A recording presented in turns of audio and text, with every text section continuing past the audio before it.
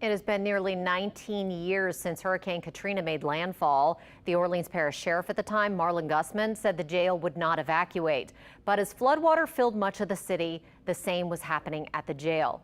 Eleanor Tabone sat down with a New Orleans man who was there when the hurricane hit.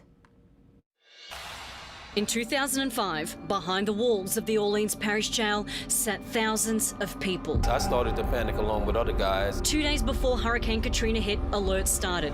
The city on edge, knowing the storm was going to be serious. I got 2 garbage bags, put one in the other, and I filled it up with water. Other guys were doing things as far as conserving food. Then Mayor Ray Nagin ordered the city's first mandatory evacuation. Those in jail, however, stayed where they were.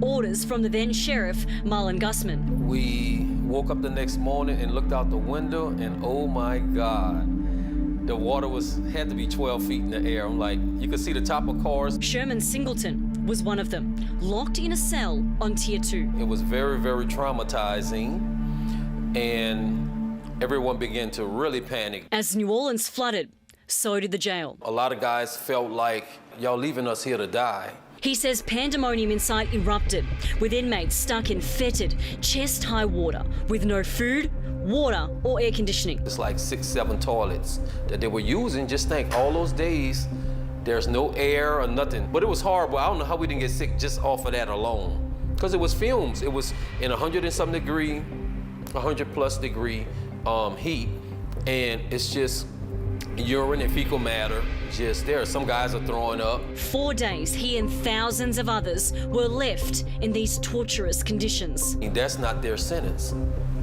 Their sentence isn't death. Finally, relief came. We got on the airboats like maybe 10 at a time, and they drove us around up under the broad bridge. From there, Sherman was transported to a facility in Concordia Parish. Orleans Parish Sheriff Susan Hudson says an evacuation would be initiated in the event of a Category 2 hurricane or higher. It's very, very important that they definitely get those guys out as soon as possible. As for Sherman, the things he saw looking through his cell window nearly 20 years ago. There was a few bodies that floated by. Are sights he wishes he could forget, and moments he hopes no other incarcerated person will ever have to see. Eleanor Tabone, WWL Louisiana.